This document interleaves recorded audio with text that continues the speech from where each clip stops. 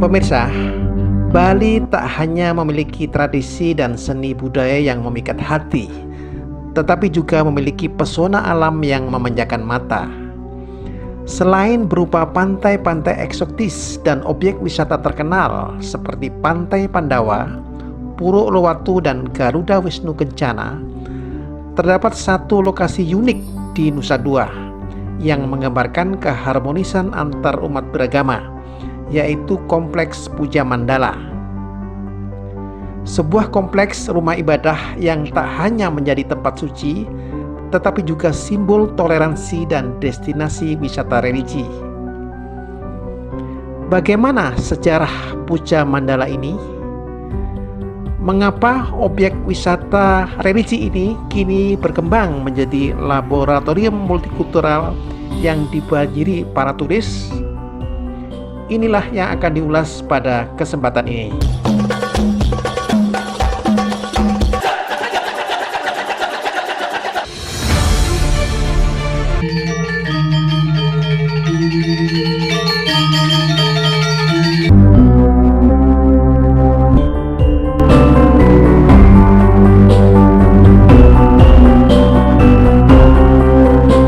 Puja Mandala adalah bagian dari proyek pengembangan pariwisata di Nusa Dua yang dimulai pada era Orde Baru dalam dekade 1970 dan 1980-an. Kala itu, pemerintah memandang pariwisata sebagai sumber devisa alternatif yang lebih menjanjikan karena lebih stabil dari terpaan krisis ekonomi dibanding minyak, gas bumi, dan tambang. Sehingga kawasan Bukit Kering Nusa Dua yang dianggap tidak produktif untuk pertanian namun memiliki keindahan pantai dipilih menjadi kawasan wisata. Kawasan pariwisata Nusa Dua mulai dibangun pada tahun 1974 yang pengelolaannya dipercayakan kepada PT Bali Tourism Development Corporation atau BTDC yang kini menjadi Indonesia Tourism Development Corporation atau ITDC. Dengan areal sekitar 350 hektar, kini kawasan wisata Nusa Dua telah berkembang pesat, dilengkapi dengan fasilitas hotel, pusat perbelanjaan, dan tempat konvensi. Di kawasan elit pariwisata Nusa Dua ini, setidaknya terdapat 19 hotel berbintang dan villa dengan kapasitas kurang lebih 5.000 kamar dan 2 buah pusat konferensi internasional dengan kapasitas sekitar 8-10.000 kursi. Sehingga tak salah jika kawasan Nusa Dua kini menjadi pusat wisata konvensi dunia, di mana berbagai pertemuan berskala internasional digelar. Seiring dengan perkembangan kawasan pariwisata Nusa Dua, jumlah komunitas di wilayah ini pun terus melonjak, termasuk para pekerja dan penduduk setempat. Pada dekade 1980-an, mereka merasakan kebutuhan akan fasilitas ibadah. Umat Islam misalnya harus keluar kawasan Nusa Dua bila mana menjalankan salat Jumat. Pada tahun 1980-an, proyek kawasan pariwisata Nusa Dua dibangun. Banyak pekerja Muslim yang ada di Nusa Dua. Kami harus keluar Nusa Dua untuk sholat Jumat. Kami sering naik mobil hardtop bersama Bapak Haji Nadir Sahzain selaku Direktur BDDC, Jumatan di Masjid Nurul Huda dekat Bandara Ngurah Rai Tuban. Selaku umat Islam, kami membutuhkan bangunan rumah ibadah untuk mendukung aktivitas beribadah di Nusa Dua ini. Kami bersyukur keinginan umat Islam untuk memiliki masjid akhirnya terkabul dengan berdirinya Masjid Agung Ibnu Battuta di Kompleks Puja Mandala. Aspirasi untuk memiliki rumah ibadah juga datang dari umat Kristen, Katolik, dan Buddha. Aspirasi umat beragama yang ingin memiliki rumah ibadah akhirnya direspon positif oleh pengelola kawasan wisata Nusa Dua. PT BTDC mendukung aspirasi ini dan menyediakan lahan seluas 2 hektar untuk membangun 5 rumah ibadah, yakni berupa masjid, gereja Katolik, gereja Protestan, wihara, dan pura. Dengan dukungan Forum Komunikasi Antar Umat Beragama Bali, rencana ini mendapatkan izin dari pemerintah Kabupaten Bandung dan pemerintah Provinsi Bali. Batu pertama pembangunan Kompleks Puja Mandala pun diletakkan oleh Gubernur Bali pada tanggal 20 Oktober 1994. Selain pemerintah daerah Bali, pembangunan rumah ibadah itu juga memperoleh dukungan penuh dari Menteri Pariwisata Job Afi.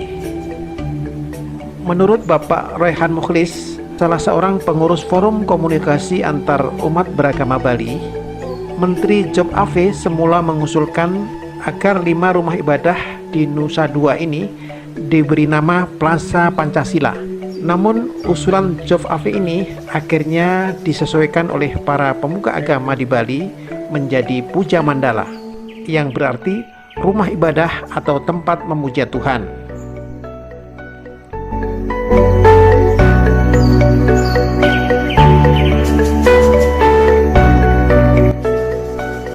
Kompleks Puja Mandala terdiri dari 5 rumah ibadah, yaitu Masjid Agung Ibnu Batutah, Gereja Katolik Paroki Maria Bunda Segala Bangsa, Wihara Buddhaguna, Gereja Protestan Bukit Doa, dan Pura Jagatnata.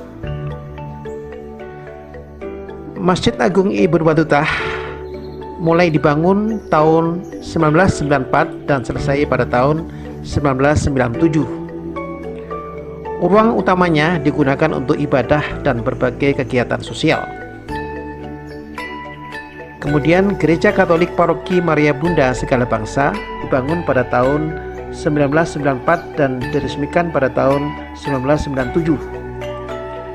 Gereja ini dilengkapi dengan fasilitas ruang serbaguna dan layanan untuk para jemaatnya. Wihara Buddhaguna dimulai pembangunannya pada tahun 1994 dan selesai pada tahun 2003. Wihara ini berarsitektur khas dengan patung Buddha dan ornamennya yang mendukung kedamaian untuk bermeditasi. Gereja Protestan Bukit Doa diresmikan pada tahun 1997. Gereja ini memberikan pelayanan ibadah rutin dan juga layanan pemberkatan bagi pasangan pengantin wisatawan. Terakhir adalah Pura Jagatnata, diresmikan pada tahun 2004. Pura ini adalah tempat ibadah umat Hindu, terutama para pekerja wisata dan komunitas tempat Nusa Dua.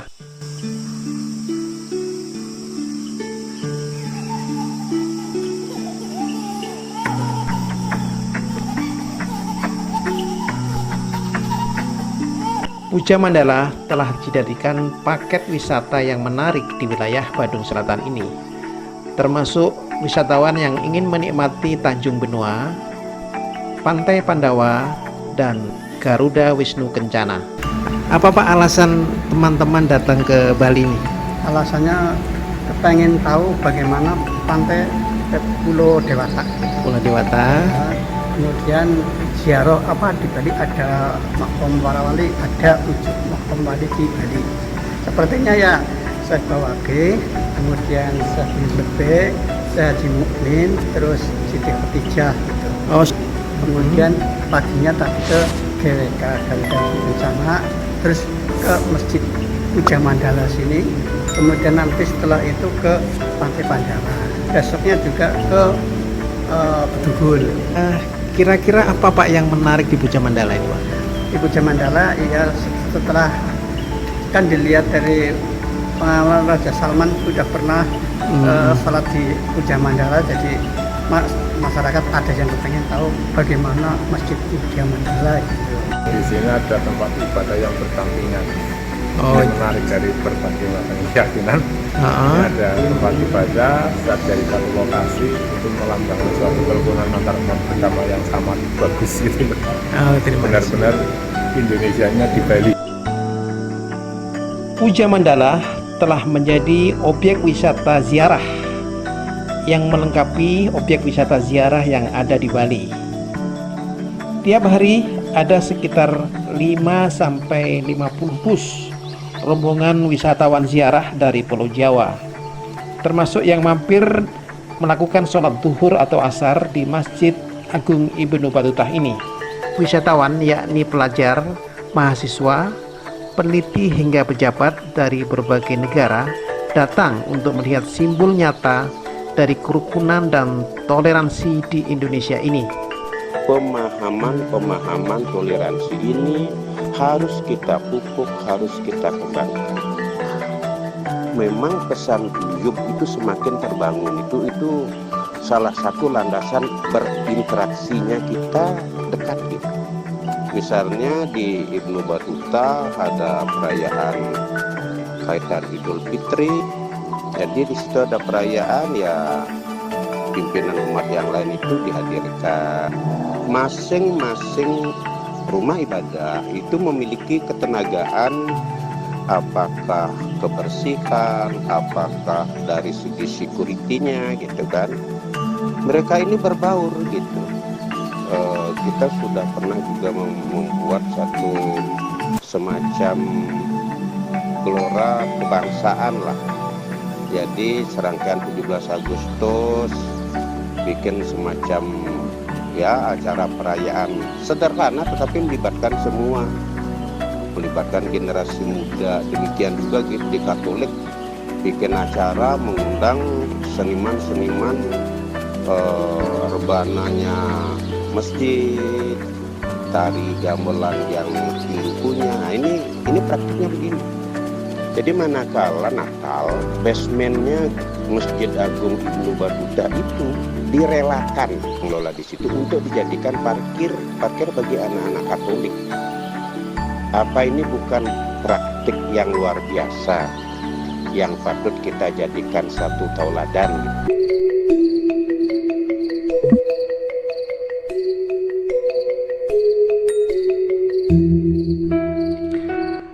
Kawasan ini menjadi tempat belajar tentang keharmonisan antar umat beragama. Dari koordinasi parkir bersama hingga silaturahmi saat hari-hari besar agama, Puja Mandala menjadi contoh toleransi yang tidak sekadar formalitas, namun benar-benar nyata. Puja Mandala ini sudah menjadi 3 sasaran utama, 3 tujuan utama. Tujuan utama jelas peribadatan bagi umatnya masing-masing. Kedua, menjadi objek kunjungan para wisatawan, bukan saja Nusantara tetapi bahkan mancanegara. Jadi ingin melihat, ingin tahu bentuk puranya seperti apa, kedekatannya seperti apa.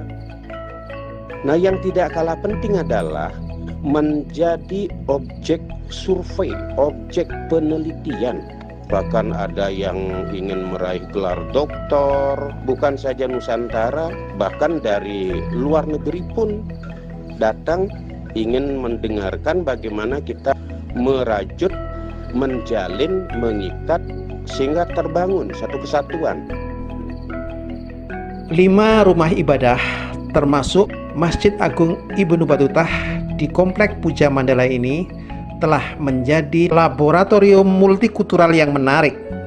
Keberadaan Puja Mandala melengkapi aktivitas wisata di kawasan Badung Selatan. Kompleks ini menggambarkan Bali bukan sekedar sebagai surga wisata alam, tetapi juga wisata budaya dan religi, serta menjadi tempat bagi kita semua untuk belajar tentang toleransi. Jika Anda berkunjung ke Bali, jangan lewatkan Puja Mandala, tempat di mana berbagai keyakinan hidup berdampingan dengan damai.